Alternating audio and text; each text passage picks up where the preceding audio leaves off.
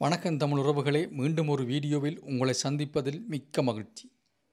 இந்த வாரம் எமது வீடியோ பதிவு தமிழ் சரிகமப சீசன் 4க்கு பாய்ந்துள்ளது.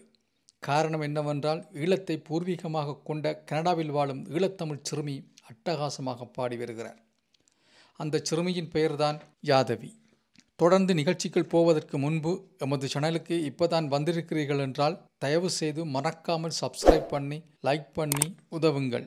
ஏனெனில் நீங்கள் தருகின்ற பேராதரவு தான் எம்மை வளர்த்தி செல்ல உதவியாயிருக்கும். சரி, வாருங்கள் நிகழ்ச்சிகள் போகலாம். இந்த வாரம் தமிழ் சரிகமபாவில் ரெட்ரோ ரவுண்ட் சுற்று நடைபெற்றது.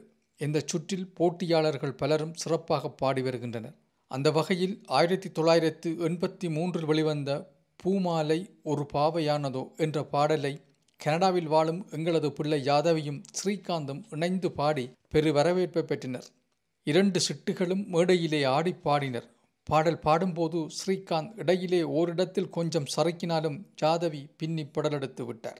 பாடல் நிறைவுற்று நடுவர்கள் கருத்து சொல்லும்போது, முதலில் ஸ்வேதா மோகன் கருத்து சொல்லும்போது, பாடலின் முழுமையும் சூப்பராக பாடினீர்கள், நாங்கள் உங்கள் பாடலை என்ஜாய் பண்ணினோம் என்றார்.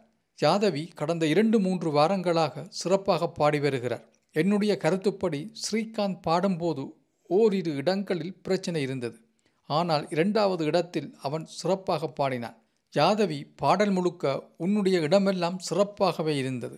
பாடலின் முடிவில் 2 பேரும் கலக்கிட்டீங்கள் என்றார். ஏனைய நடுவர்களும் நல்ல விதமாகவே கருத்துக்களை பகிர்ந்து கொண்டனர். கருத்தின் பின்னர் யாதவியை சந்திப்பதற்கு கனடாவில் இருந்து யாதவியின் விதுஷா டீச்சர் வந்திருந்தார். அவரை மேடைக்கு அழைத்த அர்ச்சனா விதுஷா டீச்சரை பேச வைத்தார். யாதவிக்கு அவருடைய பாடசாலையில் படிக்கும் சக மாணவர்கள் வாழ்த்துக்களை தங்கள் கைப்பட எழுதி அனுப்பியிருந்தனர். அவர்கள் யாதவிக்கு அனுப்பிய வாழ்த்துச் செய்தியை மேடையில் யாதவியே படித்து மகிழ்ந்தார். இத்தோடு இந்த வார நிகழ்வு நிறைவுக்கு வந்தது.